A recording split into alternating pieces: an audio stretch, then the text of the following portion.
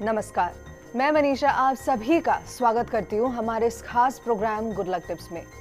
दोस्तों, हर शनिवार को लेकर आते हैं हम आपके लिए कुछ नया। कोशिश करते हैं आपकी परेशानियों को सुलझाने की। दोस्तों, सास बहू का रिश्ता ऐसा होता है जिसमें एक दूसरे को समझने में थोड़ा सा समय लग सकता है। सास को बहू को बेटी का दर्जा और बहू को सास को माँ का दर्जा देने में थोड़ा वक्त लगता है, और अगर ना बने तो झगड़ा होता है। कैसे झगड़े से बचना है जानेंगे आज के खास प्रोग्राम गुड लक टिप्स में।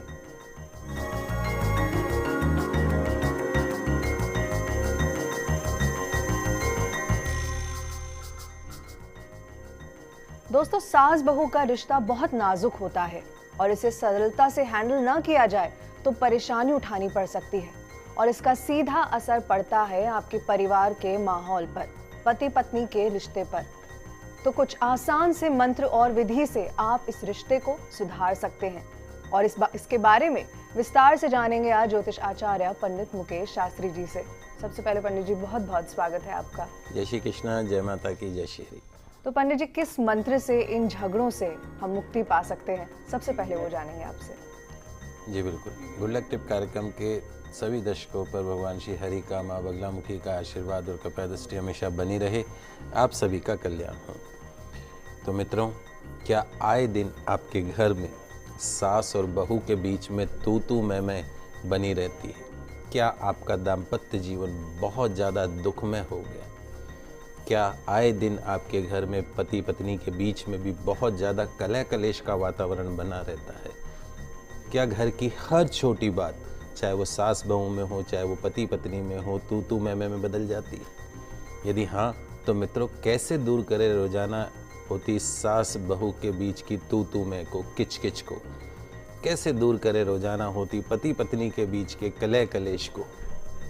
मित्रों, जन्म कुंडली में भी ऐसे योग होते हैं, और व्यक्ति जब अपने कार्य क्षेत्र से परेशान होता है या कार्य क्षेत्र का दबाव रहता है, तो कहीं ना कहीं जो उसका गुस्सा है या उसकी जो प्रतिक्रिया है वो उसके परिवार पे निकलती है, क्योंकि परिवार ही सबसे ज़्यादा सॉफ्ट टारगेट होता है। और कभी कभी तो तनाव इतना बढ़ जाता है कि वैवाहिक जो संबंध है, जीवन जो है, वो टूटने के कगार पर आकर खड़ा होता है। तो ऐसी परिस्थितियों को कैसे नियंत्रित करें? घर की महिलाएं क्या कर सकती हैं? और अगर पति चाहते हैं कि परिवार में जो उनकी तरफ से असहयोग की स्थिति है या जो तनाव की स्थिति है, तो उसे कैसे नियंत्रित किया जा सकता है? मित्रों, आपकी इसी परेशानी को खत्म करने के लिए आज मैं आपके लिए एक बहुत ही चमत्कारिक और दुर्लभ प्रयोग लेकर आया हूँ।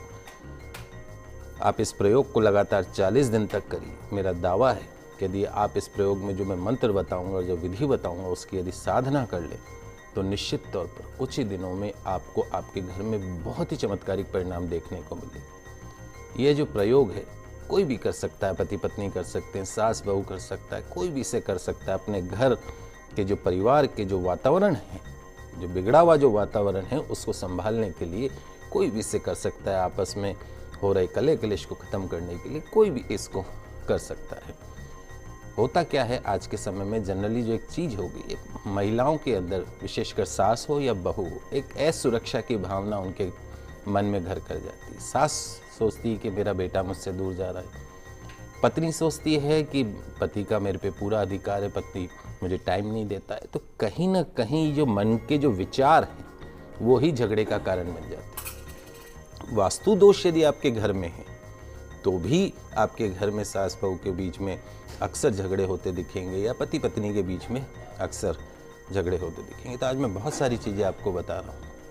तो आइए, सबसे पहले जो इस प्रयोग में मंत्र की जो मैं बता रहा हूँ कि बड़ी भूमिका है, आप लिख लीजिए इस मंत्र को। आपकी टीवी स्क्रीन पे भी मंत्र आ रहा है, बहुत ही दुर्लभ और चमत्कारिक मंत्र है। आजमा के देखिएगा इस मंत्र को। मैं बहुत धीरे धीरे उच्चारण करूँगा, आप इसको सुनिएगा। ओम ऐं श्रीं क्लीं नमस्ते महामाये महायोगिन्य धीश्वरी समानाजस्यम सर्वतोपाही सर्वमंगल कारिणीम। पुनः इस मंत्र का उच्चारण सुनिए। ओम ऐं श्रीं क्लीं नमस्ते महामाये महायोगिन्यधीश्वरी समानजस्यम सर्वतोपाही सर्वमंगल मंत्रकारिणी, बहुत ही सरल किंतु चमत्कारी दुर्लभ मंत्र है।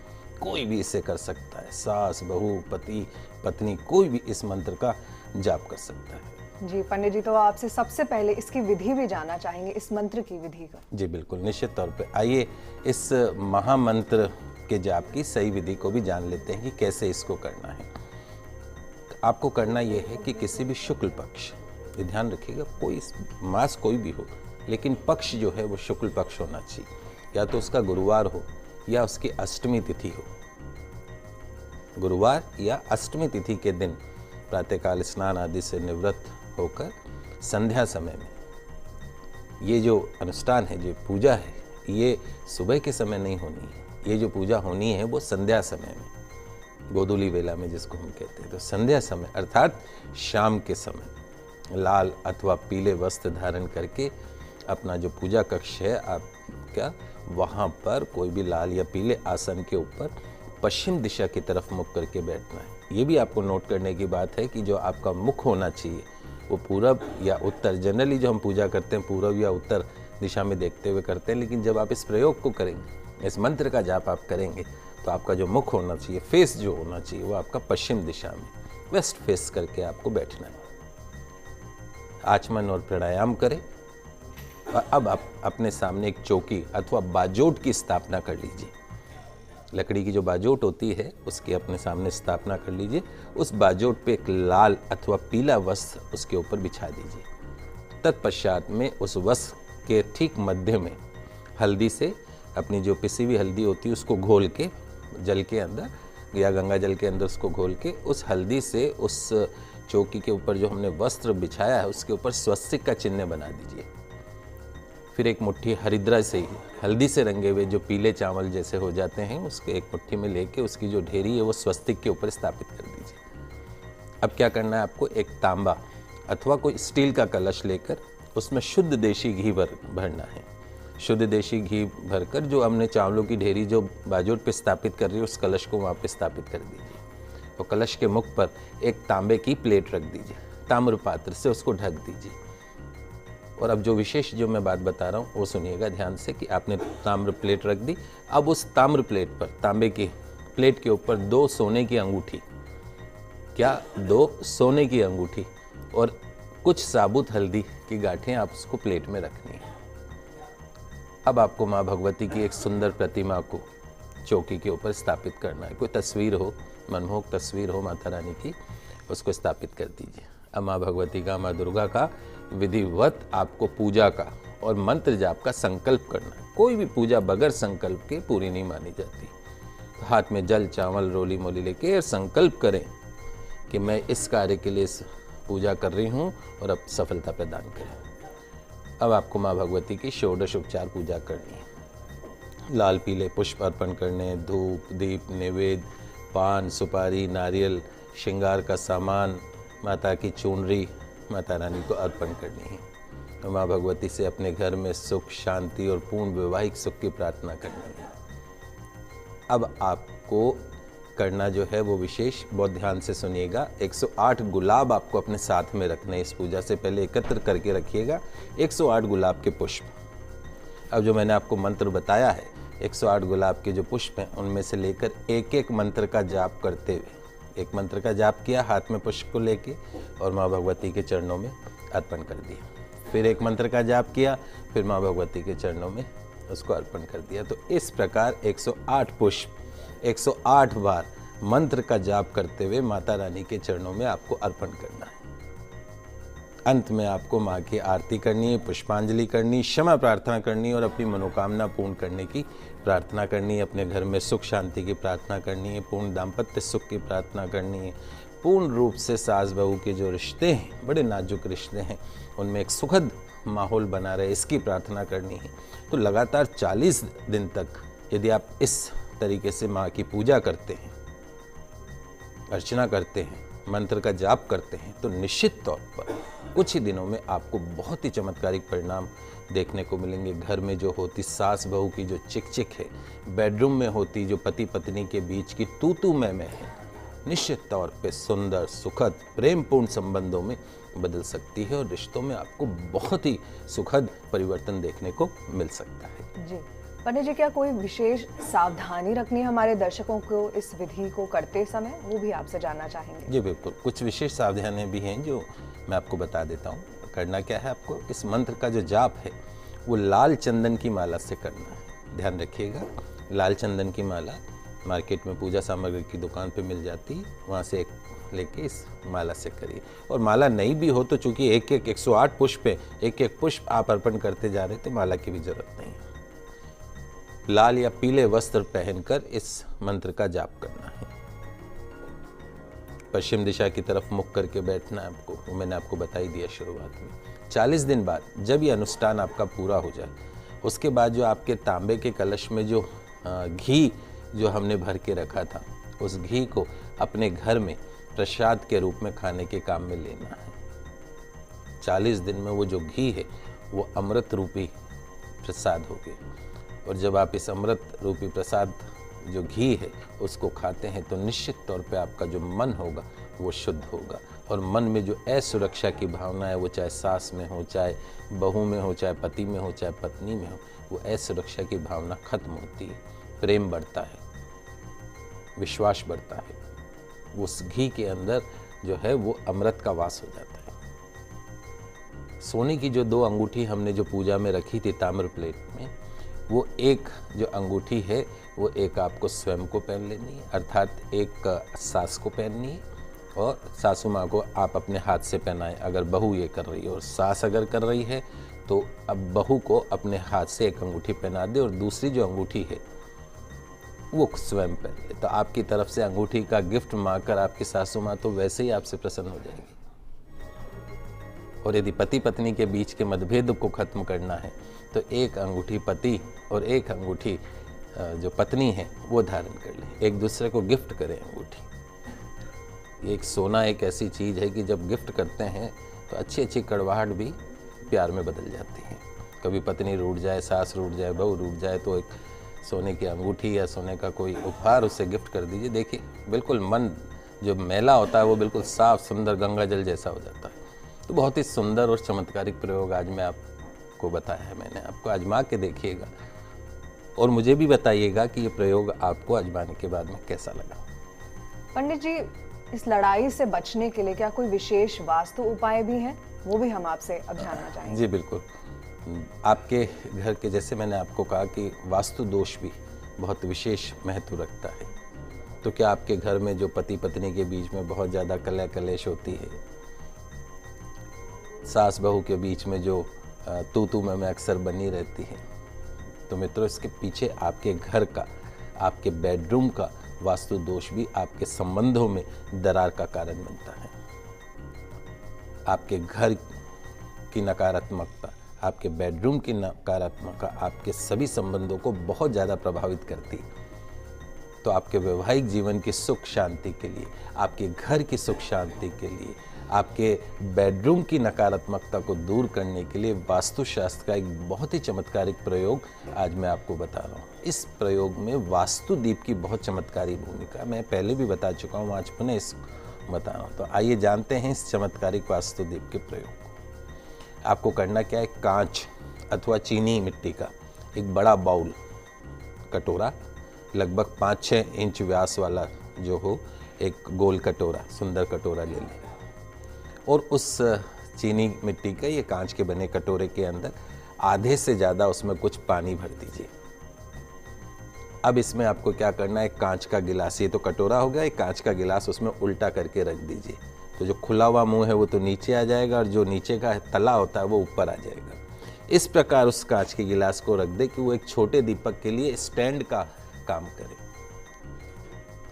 फिर उसके ऊपर आपको क्या, आपने कांच की गिलास उल्टी रख दी, अब जो उसका तला ऊपर जो है उसके ऊपर आपको जो है उसमें घी का या तेल का या आजकल वैक्स के दीपक मिलते हैं बाजार में, छोटे छोटे से मोम के दीपक बने हुए मिलते हैं। अपनी सामर्थ्य के अनुसार आप वो दीपक जो है वो उस कांच की गिलास जो उल्टी रखी है उसके ऊपर रख दीजिए। कांच की कुछ गोटियां, जो कंचे बोलते हैं हम जिनको, वो कंचे जो खेलते हैं, वो कंचे उस पानी में गिलास के चारों तरफ डाल दीजिए। एक फिश एक्वेरियम में जो कलर्ड स्टोन रखते हैं, रंगीन पत्थर जिसको बोलते हैं, वो भी आप उस पानी में चारों तरफ डाल दीजिए। और कुछ गुलाब के पुष्प की पंखुड़ियाँ इस पानी में डाल के सूर्यास्त के बाद में आप उस दीपक को प्रज्वलित करके अपने घर के बैठक के कमरे में, जो आपका ड्राइंग रूम हो, जहाँ अक्सर सास बहू साथ साथ में बैठ के चिक चिक करती, तू मैं होती, कलह कलेश होती है, तो अपने घर के बैठक के कमरे में दक्षिण पूर्व जो दिशा है, आग्नेय कोण जो है, वहां पे उसको रख दें।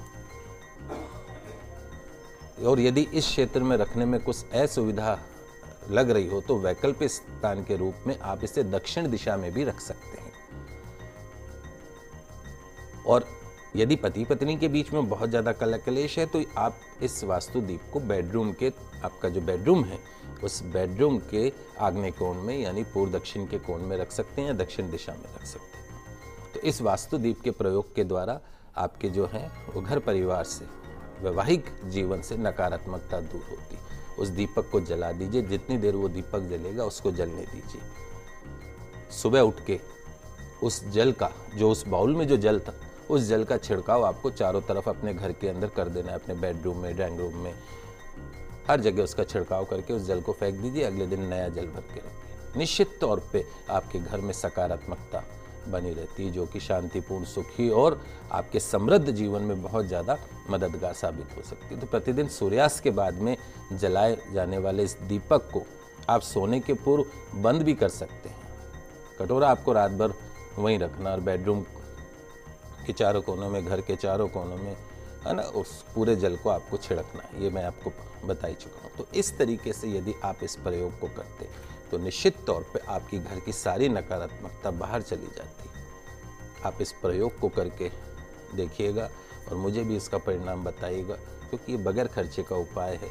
इसमें पैसा नहीं लगेगा, लेकिन आपके घर में सुख आएगा, शांति आएगी, समृद्धि आएगी बगैर किसी खर्चे के। ये मेरा दावा है। दर्शकों, यहाँ रुकेंगे एक छोटे से ब्रेक के लिए, लेकिन आप कहीं जाइएगा नहीं, क्योंकि ब्रेक के उस पार भी ये बातचीत जारी रहेगी।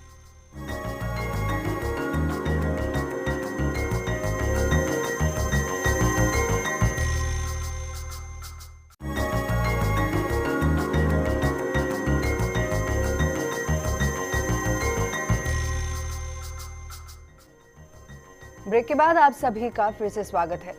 पंडित जी, पिछले हफ्ते हम बात कर रहे थे अंगूठे की बनावट से और कुछ बातें अधूरी रह गई थी, तो वो अधूरी जानकारी आज हम आपसे पूरी करना चाहेंगे। जी बिल्कुल। हस्तरेखा शास्त्र में अंगूठे का अत्यधिक महत्व माना गया और उसे हथेली का राजा भी कहा जाता है। अंगूठे को हथेली का राजा कहा जाता है। तो अगर अंगूठा ना हो तो इसके बिना किसी काम को करने की आप कल्पना भी नहीं कर सकते। तो आज मैं आपको अंगूठे की विशेषताओं के बारे में बता रहा हूँ कि अंगूठा किस प्रकार आपके विवेक के बारे में बताता है। सबसे पहले बात करते हैं अंगूठे का आकार और लंबाई। अंगूठे का आकार जो है, मतलब पहली अंगुली के तीसरे पोर के जो आधे भाग के अंदर तक पहुंचने वाले जो अंगूठे हैं, यानी जो अंगूठी है उसके तीसरे पोर के, आप देखो कि अंगूठा आपका कहाँ टच कर रहा है, वो सामान्य आकार का माना जाता है। दूसरी श्रेणी का अंगूठा वह होता है जो पहली अंगुली में सामान्य भाग से कम पहुंचता है और छोटा अंगूठा कहलाता है। और तीसरी श्रेणी में अंगूठा वो आता है जो बड़ा होने पर सामान्य से भी लंबा होता है। तो सामान्य आकार का जो अंगूठा है वो विकसित मस्तिष्क का परिचायक माना जाता है। ऐसे जो जातक हैं, व्यक्ति हैं, संतुलित रहते हैं, अच्छे बुरे की समझ होती है उनके अंदर। और जो सामान्य से छोटा अंगूठा हो वो कम विकसित जो है, वो मस्तिष्क जो ऐसे लोगों का थोड़ा विकसित जो है वो कम होता है। मूल प्रवृत्तियों में लिप्त रहते हैं। मूल प्रवृत्ति का अर्थ है भूख, प्यास, काम, क्रोध आदि बातों में ऐसा व्यक्ति उलझा रहता है। और सामान्य से अधिक लंबा अंगूठा है तो व्यक्ति में सत्ता की चाह पैदा होती है, राजनीति की चाह पैदा होती है। ऐसे व्यक्ति प्रभावशाली होते हैं। और यदि ऐसे अंगूठे के साथ तर्जनी भी लंबी हो और गुरु पर्वत भी विकसित हो तो व्यक्ति की सत्ता पाने की चाहत पूरी होने की संभावना बनी रहती है। नरेंद्र मोदी के ऐसे योग बने थे, तभी वो प्रधानमंत्री बने। तो अंगूठा हाथ में किस भाग से उदय हो रहा है यह भी महत्व रखता है। तो अगर अंगूठा कलाई के पास से उदय हो रहा है, जहाँ से अंगूठा निकलता है, तो ऐसा व्यक्ति बुद्धिमान होता है और उसमें मानवीय विशेषताएं होती है, अर्थात वह सभी के सुख दुख को समझने वाला होता है। वहीं यदि अंगूठा आक्रामक मंगल के पास से उदय हो रहा हो तब ऐसा व्यक्ति शारीरिक बल का उपयोग करता है। शारीरिक बल से ही अपनी इच्छाओं को पूरा करने की चाह रखने वाला होता है। और वहीं यदि आक्रामक मंगल का क्षेत्र भी अधिविकसित हो तो ऐसे व्यक्ति झगड़ालू किस्म का होता है। आक्रामक मंगल के पास से निकला हुआ अंगूठा यदि पहली अंगूठी के पोर तक भी न पहुंच पाए, यानी इस तक भी न पहुंच पाए, तो इसे छोटे अंगूठे की श्रेणी में रखा जाता है, क्योंकि इसका जो उद्गम स्थल है वो ऊपर से होता है। जी, चलिए अब जानते हैं कुछ और भी रोचक बातें आपके अंगूठे की गांठ के पोर के बारे में। जी बिल्कुल, अंगूठे की गांठ और पोर, आइए हम उसके बारे में भी बात कर लेते हैं। तो अंगूठे के मुख्य रूप से 2 पोर होते हैं। एक तो अंगूठे के नाखून वाला हिस्सा पहला पोर कहा जाता है और हथेली से लगा हुआ जो हिस्सा है वो दूसरा पोर कहा जाता है। तो पहले पोर से व्यक्ति की संकल्प शक्ति का पता चलता है कि वह कैसी। अंगूठे के दूसरे पोर से व्यक्ति की विचार शक्ति का पता चलता है कि वह किस दिशा की ओर है, अर्थात व्यक्ति की विश्लेषण शक्ति का पता चलता है। और दोनों पोरों के मध्य जो गांठ उभरी हुई दिखाई देती है, तब ऐसा व्यक्ति सदा सचेत और सावधान रहने वाला होता है।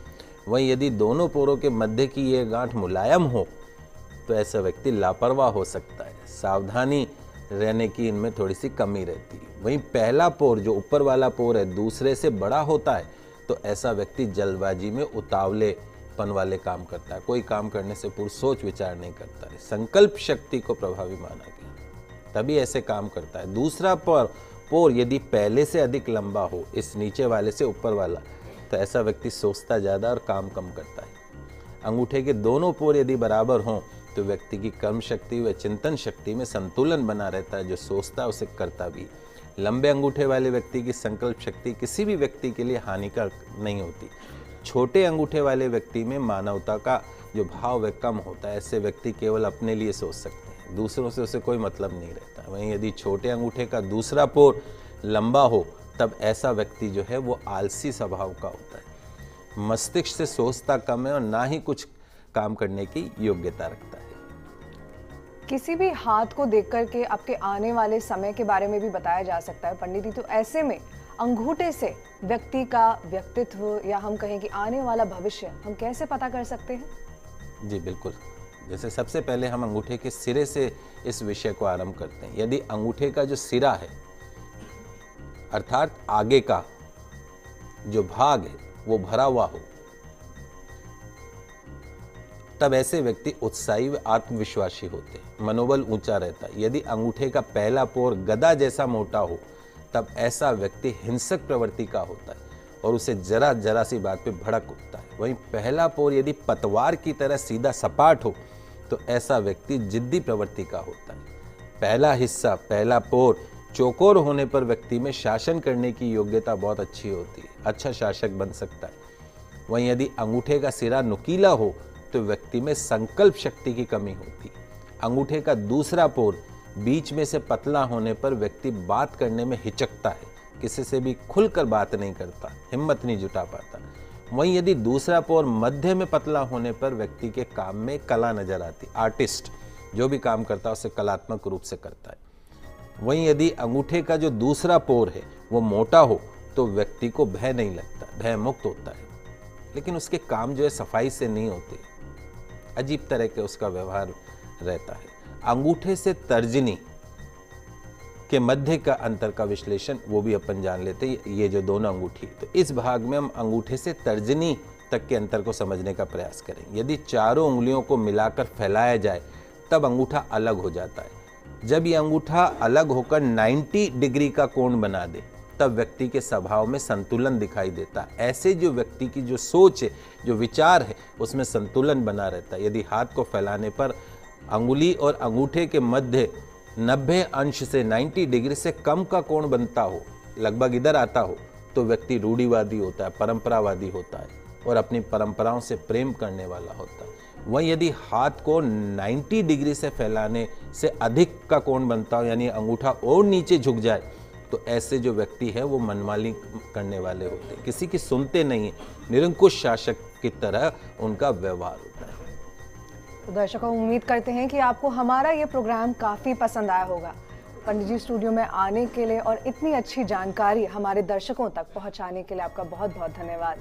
आप सभी दर्शकों का आज का दिन मंगलमय हो, शुभ हो। जय श्री कृष्णा, जय माता की, जय श्री। तो दर्शकों, अगर आप अपनी किसी समस्या का समाधान चाहते हैं तो आप हमें कॉल कर सकते हैं या फिर आप हमें ईमेल भी कर सकते हैं सोमवार से शुक्रवार के बीच। हमारा ईमेल आईडी है goodlucktips@firstindianews.com।